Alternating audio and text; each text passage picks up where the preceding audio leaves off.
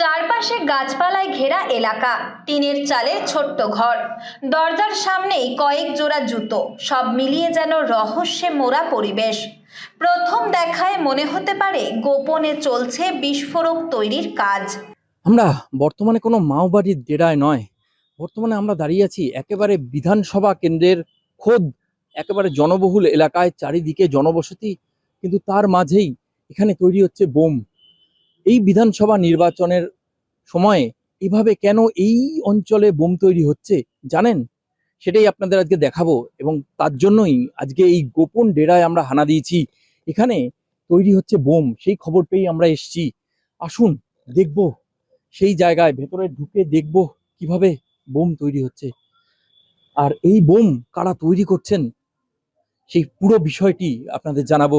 দেখতে পাচ্ছেন কত জুতো, এত জুতো এখানে। আর একেবারে অশোকনগর পৌরসভার মধ্যেই এভাবে কেন তৈরি হচ্ছে বোম? ঘরের মধ্যে রীতিমতো প্রাণের ঝুঁকি নিয়ে সেই আস্তানায় পৌঁছেছি আমরা। চলুন দেখি কিভাবে তৈরি হচ্ছে গোপন ডেরায় এই বোম। এই দেখুন তৈরি হচ্ছে বোম, হাতে হাতে তৈরি হচ্ছে বোম। সুতলি পেঁচানো হচ্ছে, সেই সুতলি কিভাবে পেঁচানো হচ্ছে দেখুন। এই দেখুন সেই মশলা।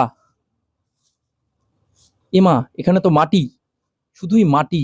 আর এই যে তৈরি হচ্ছে বোম।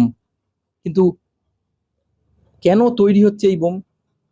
কেন এই বোম তৈরি হচ্ছে, কিভাবে তৈরি হচ্ছে, যিনি প্রশিক্ষণ দিচ্ছেন তার কাছ দিয়ে জেনে নেওয়ার চেষ্টা করব। আসুন, ভয় পাওয়ার কারণ নেই। কেন এই বোম তৈরি হচ্ছে একটু যদি বলেন। কারণ আমরা সকলেই জানি সামনে গরমকাল। তার আগে বলে নিই, এটা কিন্তু কোনো বারুদ নেই এর ভিতরে। এর ভিতরে আছে বিভিন্ন ফুল, ফল এবং সবজির বীজ, যেটাকে আমরা বীজ বোম বলি। একদম এই বোমের মতন। একদমই বোমের মতন। এটা কারণ বাচ্চারা শিখছে, বাচ্চাদের সবাই হাই স্কুলে পড়ে।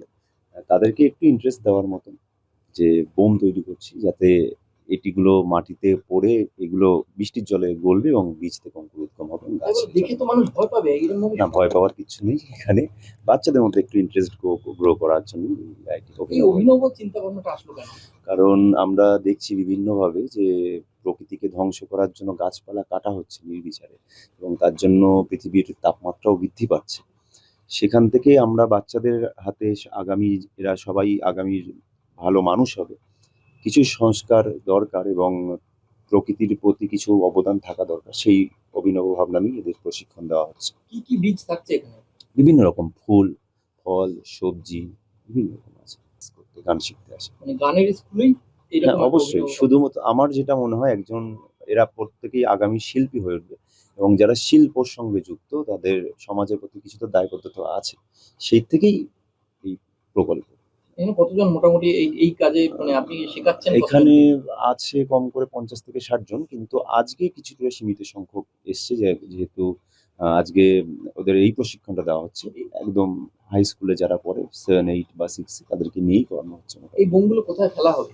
পতিত জমি, রাস্তায় যেতে যেতে ওরা যেখানে দেখবে যে গাছ নেই বা পতিত জমি রয়েছে, গাছপালা একটু কম রয়েছে, সেখানে যেতে যেতে, বা বাড়ির আশেপাশে যেখানে সেখানেই ফেলবেন। সেখানেই ফেলবেন। আগামী দিনে কি বড় বার্তা দিতে চাইছেন?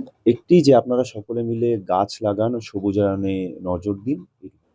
যে কচি কচি হাত এই বোম তৈরি করছে, মানে ছাত্রছাত্রীরা, তাদের সঙ্গে কথা বলার চেষ্টা করব। কেন এই উদ্যোগ, কিভাবে শিখছে তারা, শুনবো। বলছি, কি তৈরি করছো তোমরা? আমরা বোম তৈরি করছি। কেন?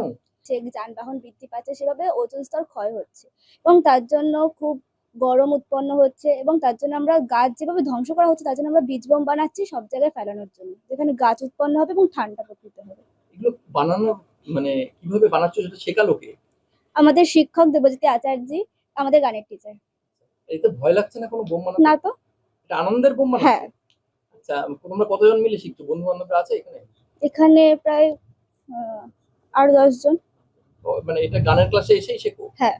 জানেন, এই বোমা তৈরির জন্য অভিভাবকরা তাদের সন্তানদের কি বলছেন জেনে? এই যে গোটা বিষয়টি জানছেন তারা, যে এই বোম তৈরি করছেন তাদের সন্তানরা, সেই জেনেও তারা বলছে তৈরি করুক এই বোম। কেন? এটা ভালোই তো হচ্ছে, যেহেতু গাছপালা সব কাটা হচ্ছে, ওই কারণে এই ওদের স্যার যে সিদ্ধান্ত নিয়েছে এটা মনে হয় ভালোই হবে, দেশের জন্য তো ভালো হচ্ছে, যে গাছপালার দরকার আমাদের। মানে চাইছেন ওরা বোম হ্যাঁ। তৈরি শিখুক? হ্যাঁ, চাইছি এই বোম তৈরি করুক ওরা, এটাতে ভালো একজন হবে। অভিভাবক হয়ে এই কথা বলছেন? হ্যাঁ, একটা অভিভাবক হয়ে আমি বলছি, আমার ছেলে এখানে গান শিখতে আসে, ওদের স্যারই তো এগুলো করাচ্ছে, চাইছি যে এটা হোক। দেখলেন এই গানের স্কুলেই কিভাবে তৈরি হচ্ছে বীজ বোম, অর্থাৎ এই বোম এলাকার যেখানে যেখানে পড়বে সেখানে সেখানেই তৈরি হবে একটি নতুন চারা, এবং সেই চারাই আগামী দিনে বড় গাছ হয়ে দেবে ছায়া, দেবে হাওয়া, আর প্রকৃতির যে ভারসাম্য সেই ভারসাম্য রক্ষা করে মানুষকে বাঁচতে সাহায্য করবে। ফলে এই বোম মানুষের ভালোর জন্য। আর ভোটের আগে এমনই অভিনব উদ্যোগ এই শিক্ষকের।